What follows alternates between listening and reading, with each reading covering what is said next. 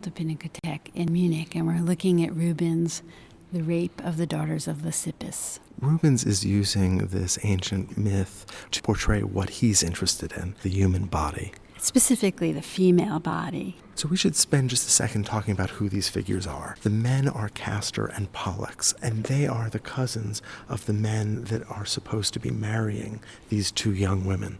The poses don't really look natural, do they? No, not at all. They're supposed to be being abducted, taken away to be raped. These two women who are about to be married. And yet there's something melodramatic about their gestures, something that doesn't quite suit the tragedy of the moment. Yes, it's almost as if this is the overwrought gesture that we expect from the silent film era. Exactly. But that's because Rubens is interested in rendering and articulating the human body as this expressive form, and there's nothing literal about it. But look at the impossibility of the positions of the bodies, the amazing amounts of twisting. It seems highly unlikely.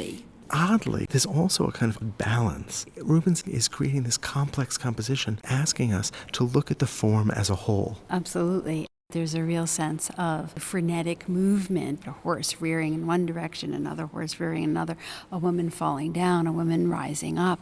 And yet, at the very same time, it's all very carefully composed. Studied panic. Exactly.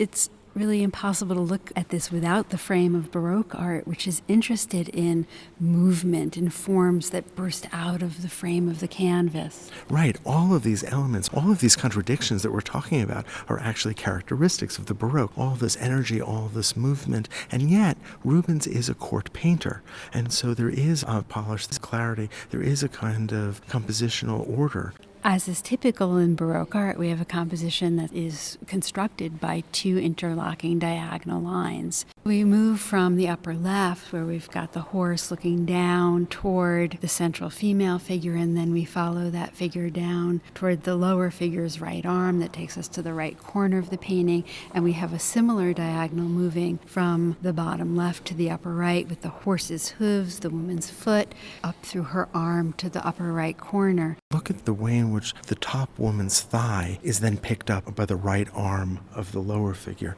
so that there is this relationship between those two bodies that is visual, if not actual. Actually, there's relationships all over. That's why I think it's so important to talk about how carefully composed it is. There's rhyming of forms everywhere. Look at the bent left leg of the central woman. It's repeated in the bent left leg of the brown horse, or the way that the curve of the neck of the brown horse is mirrored in the curve of the man's neck. Rubens seems to be delighting in the way in which the bodies are coming together. If you look at the bottom of the painting, you see the woman's foot on the man's that is unexpected, maybe even uncomfortable. That tension in that space between the two female bodies. Right, there's that negative space that really forces apart those two figures. It's a kind of rupture. Those colors and light and the movement of the two women seem to go together, seem to pull together, want to actually merge and become a kind of single figure. And then there's the handling of the paint itself. Look at the colors in those bodies.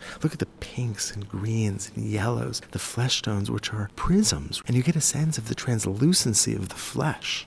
And look at how much foreshortening. We've got the male figure on the right who strides towards us, the brown horse who's facing us, the woman on the bottom who's falling out of the picture. This couldn't get any closer to us than it is.